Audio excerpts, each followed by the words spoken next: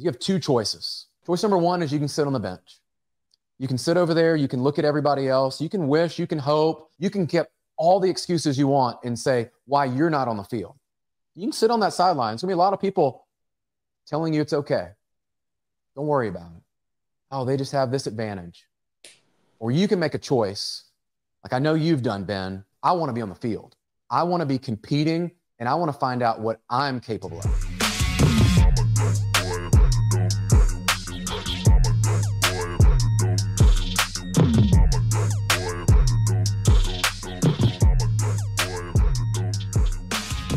Welcome back to another episode of The Burn. I am Ben Newman, and you know how we do this every single week. We're going to bring you a story of an athlete, an entertainer, a celebrity, somebody from the business world who has recognized that why and purpose is not enough. It's this underlying fire and burn that ignites why and purpose, that causes you to show up on the days you don't feel like it, and especially after you win. I couldn't be any more excited to highlight today a dear friend of mine on The Burn, an individual that if you had heard all the conversations that we'd had, you would have thought both of us would have quit some of the things that we were doing. But he's an individual who believes what I believe, that when times get tough, you lean in. And he's part of the mortgage industry, one of the most significant, fastest growing leaders for decades in the mortgage industry. Respected in the industry. I hear great things about Brian Covey from people at other companies. That's the ultimate respect. When you have individuals from other companies that are willing to root for another leader to win who represents another company, that's when you know somebody's special. Brian Covey is an action taker. And that's one of the things I love about our relationship is I know if we're going to invest time together to have a conversation, action will be taken. You've maybe seen him on our mental toughness forum. You've maybe seen posts of us doing events together or us being at events together. All those things happen.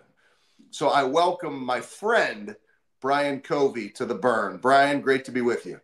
Oh, dude, it's an honor, Ben. And I'm excited to do this one. And you know, the impact you've made in my life, and I can't wait to share some of that with everybody listening in.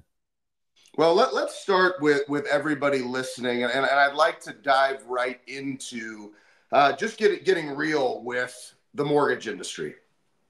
If you look at the last 24 months, most people, and the numbers are there, and I'll turn it over to you to share some of it. So many people have left the industry. I believe the number's like 75% of the people who are in the mortgage and real estate industry have left. They just couldn't stomach it. You have been able to grow and transition and continue to lead. Help us understand and as long as you've been in the industry, you've been through other ups and downs, whereas people who are newer to the industry, they left because they didn't realize this happens every handful of years. Yeah. So you had experience going through it. But what is the burn for you? Because this is a devastating period of time. This is a knees and ankle breaker. I'm leaving the business. I can't handle to the tune of 75%. Where do you turn to? What's that burn and fire for you during this type of financial climate that the mortgage industry's been going through? And I love this question. And we've talked about some of this, and I'll share with you. It started off, my original fuel and burn for me was my parents both sacrificing and working multiple jobs to get me an opportunity to play soccer as a kid. And you know some of my story, getting to break out and had to get a scholarship because we couldn't really afford to go to college, and then playing with the national team and all, it was birthed out of that. It was actually birthed out of Ben getting cut before the final CONCACAF team, and then making the Olympic team later on and being cut before the final team. There's always been this part of me is like, I knew I was destined for more, and how hard my parents fought to get me to practices, to get me to extra things, to make sure like I even had a shot at it. And coming out of Memphis, that was not even a path. It was never done before out of our city. And as I've transitioned now with 3 kids and my wife, Nicole, now I know there's a legacy play that both my parents are still here, that I need to leave that legacy, not only that they have created and planted me, but how do I take the Covey name and what I've been given of 3 kids and my bride to carry that forward and take what they did. How do we improve and make that better going forward? And so it has shifted as I've become a parent, but it was birthed is an athlete on that soccer field pouring blood, sweat, and tears literally into that field for hours that most people would never have seen or be willing to have put in. And it was failure mixed in there a lot. So it's interesting, if I'm hearing you correctly, different perspectives, different challenges, but everybody knows my story of enduring my mother's fight and having to watch her battle amyloidosis and pass away 11 days before my 8th birthday. You just sharing your adversity. So I asked you the question about the current times in the mortgage industry, and you did what I normally do, is you went back to the perspective of something that you've been through that's far worse, right? The continued pain, challenge, there's no money, it's the fight. Where am I going to find my fight? So you actually took me back to the perspective. So is that what you tend to do? Do you shift your perspective when times get tough too? So rates are here. Okay, it's not as bad as what I once went through. Yeah. I think your perspective does matter. And what I've learned, whether it was sports or now business and everything, is our first 2 kids were born in 07 and 08. Presley and Davis were born in the worst crisis we've seen. Arguably, the worst we may ever see as I'm in the industry of things going out of business. I remember the mortgage implodometer, Ben. Every day you would show up and people would look to see if their company was still in business. Hundreds of companies. You talked about the last 24 months. There is over 50, maybe 60% real estate agents, mortgage brokers, and lenders have gotten out of the business. That's not even accounting for the people that are barely even doing 3-4 loans a year.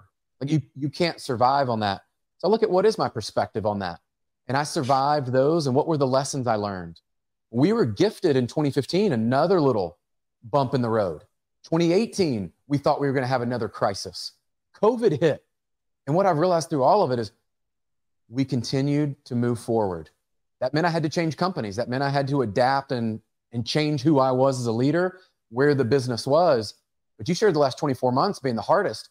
I love that because what I know is my competition and some of my, I will say, peers, they don't look at that as an opportunity.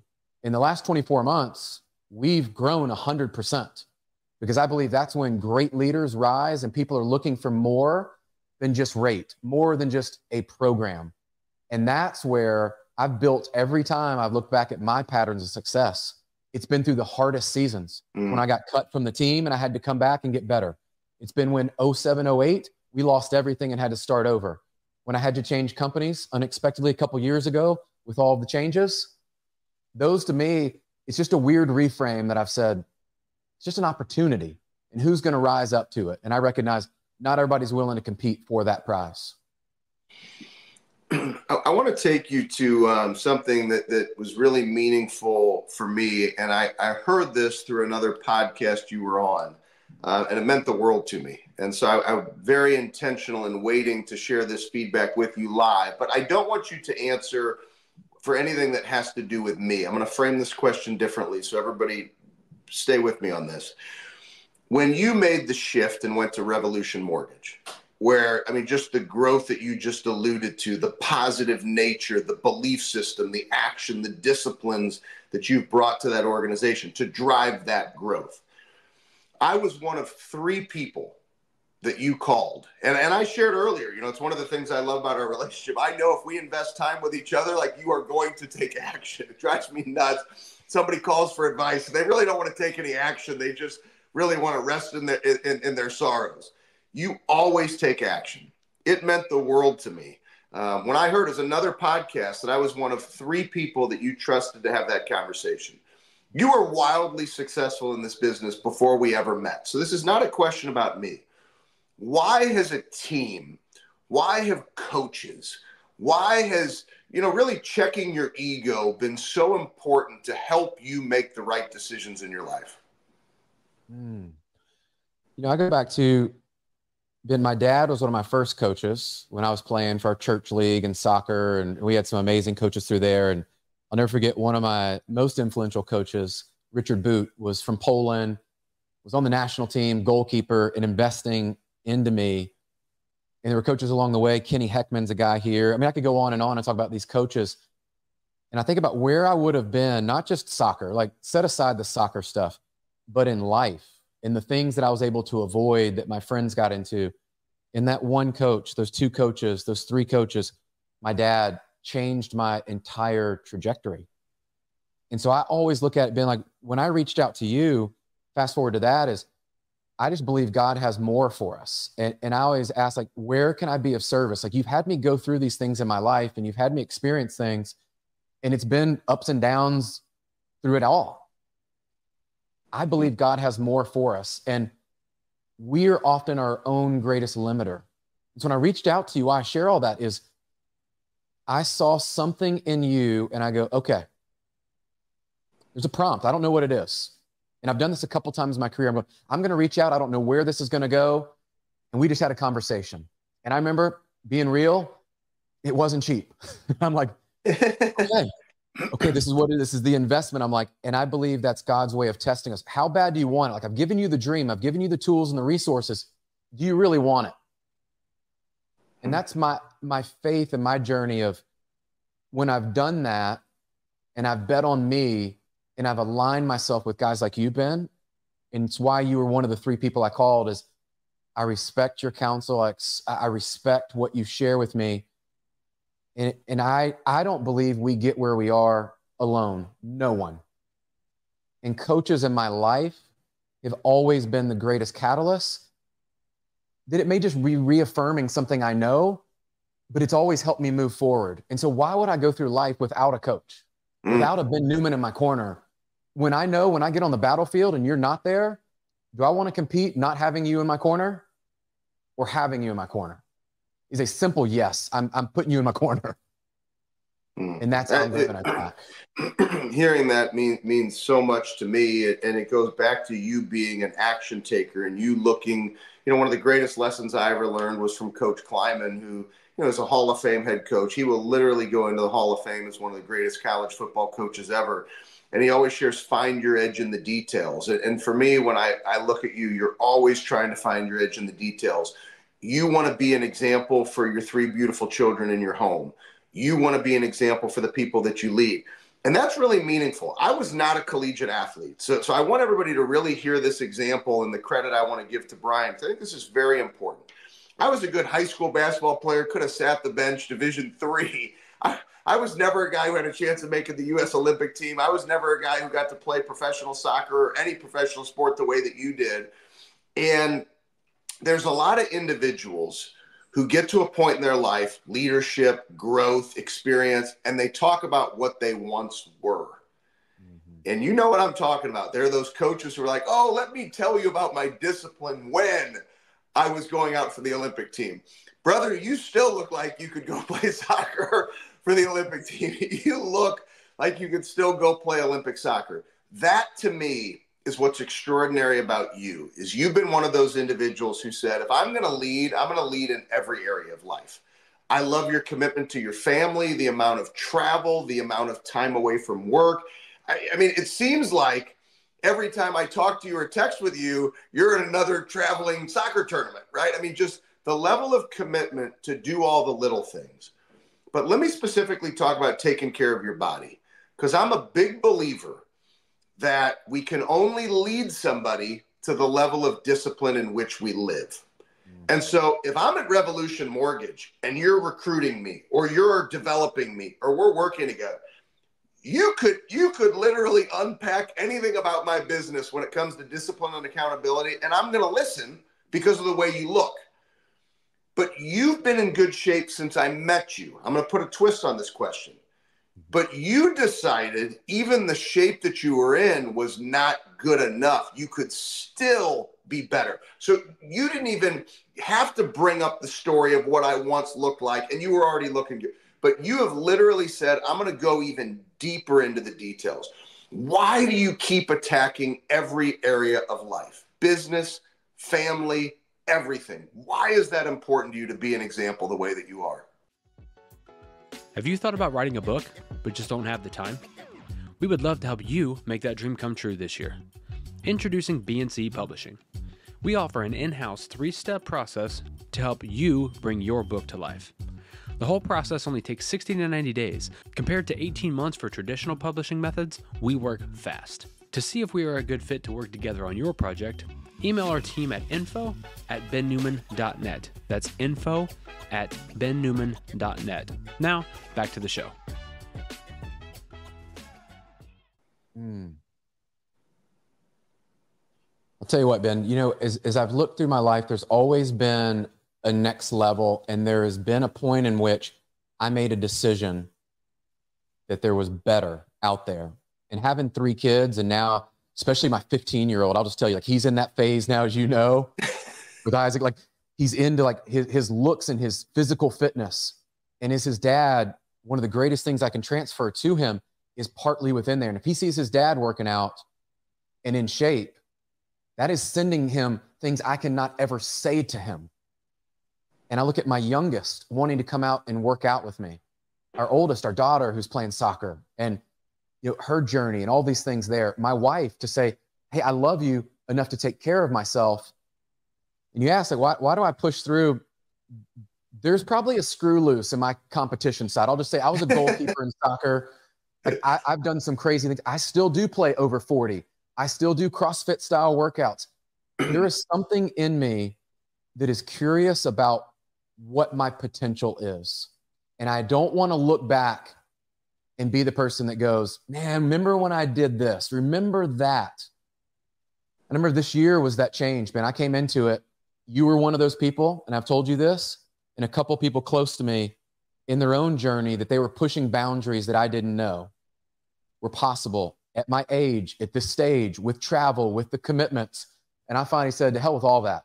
I'm going to set a goal, and I'm going to attack this thing, and I'm going to see what I can do. And if I give it my all and I don't get there, I'm going to figure out how to rework it again.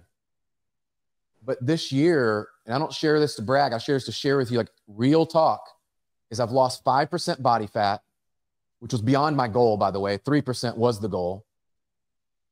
And I am still fascinated and curious at this moment, Ben, where can I get now? Because I figured out some things in my own journey that I know, one, it wasn't as hard as I thought it was going to be in some areas.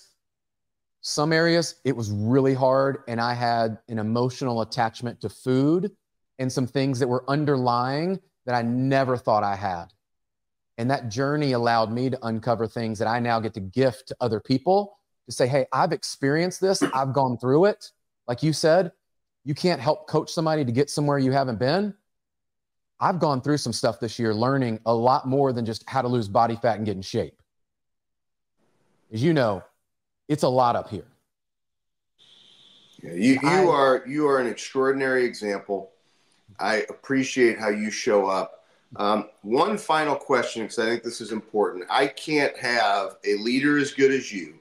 I can't have a coach as strong as you come on the show and not help you encourage many people listening that go through what many people go through. And this is an extreme important issue in the world today, is comparison. And I think a lot of people look and they say, hey, like, you know what? That's interesting. Like, maybe I do need to get into better shape. And they become frustrated because they look at you and go, my God, it's going to take me 5 years to get into the shape that Brian's in, or it's going to take me 10, or I could never do that. How important, and what would you say to the person sitting on the sideline right now who's questioning, do I get into this game of life the way that Brian is? Do I attack my work differently? Do I attack my physical differently? Do I attack my mental differently? I've just been waiting on the sidelines. Do I go into the game or not? Because the world is confusing right now. What do you say to that individual who not only are they sitting on the sidelines, they're doing it because they're constantly comparing themselves to others? It's a real struggle. Ben, I would say in sports, obviously coming from where I did, and even now in business, we use stats and we use numbers, and the comparison, it's rampant. I'm going to go back to one of our favorite books in the Bible, and comparison is the thief of joy. And I believe that, and I believe that's God's word to share with you. If you're taking away your joy of what you've been gifted, and you're here for a reason, and I believe if you're listening, you are here for a reason, comparing yourself to someone else's journey and where they are, and not knowing all the details and what they've done, the sacrifices they've made, how long they've been on it, their journey is not your journey. And the way I frame this up for people all the time, and including my own self-talk, is you have 2 choices. Choice number 1 is you can sit on the bench. You can sit over there. You can look at everybody else. You can wish, you can hope, you can make excuses. You can say that they were picked favorites. You can say they had better genetics than you. That you can say they had a better coaching. You can get all the excuses you want and say why you're not on the field. You can sit on that sideline. There's going to be a lot of people telling you it's okay. Don't worry about it. Oh, they just have this advantage. Or you can make a choice, like I know you've done, Ben, and I've done in my life, is I want to be on the field. I want to be competing, and I want to find out what I'm capable of. What is my personal best? And when I set goals, even the one I shared with you guys earlier about my goal of losing a certain percent of body fat, or my goal with our mortgage company, I don't have those compared to someone else. Those are me against me numbers. I set a standard and a goal that I said I'm going to get to and figure out. And for many of us, we need to shift the whole conversation perspective of people in the world telling us what success looks like. We need to define success and get intentional in every area about your life and what success really looks like, and realize nobody got there overnight. Nobody got there in a short-term fix. In this game of consistency, as I look at my own health journey through even 10 years, it's had its ups and downs and battles, but it wasn't until I committed to that breakthrough and believed I was worthy of actually accomplishing that, and then I put the action behind it. Did it actually happen? And I'm gonna tell you, Ben, I'm not done, because now I've unlocked the next level. Now I want to know what's next. And that's me against me. That's that never finished, own it mentality. And you live it and you breathe it. And it's why we get along so well. And I do have something I got to tell you. I got that screw loose too, and there ain't nothing wrong with it. I think it's right. So I just want to say thank you. Thank you for being an example in a world where people struggle to just fight to be their best one day at a time. And you're an example that we can do it, we should do it, and the great things that happen as a father, as a husband, as a business leader, as a giver, that happen in life when you show up as an example. So I love you, brother. I appreciate you, and thank you so much for coming on The Burn. Oh, it's an honor, my friend. I love you too, and thank you for all you're doing. We're going to make it super easy for everybody to stay connected with Brian, to learn more about his podcast, to learn about books, to learn about ways to stay connected, to learn about all the amazing things that he's doing inside the mortgage industry and out. So make sure that you get inside the show notes. Make sure that you share this episode with somebody who's maybe waiting on that sideline, who you've had conversations and you didn't know the answer to give them as to why they need to stop comparing themselves and lean into just being their best. Brian just gave us the answer to the test. So please share this episode, and always remember that why and purpose is not enough. It's that underlying burn that ignites why and purpose that causes us to show up on the days we don't feel like it, and especially after we win. This has been The Burn, and I look forward to seeing you next week.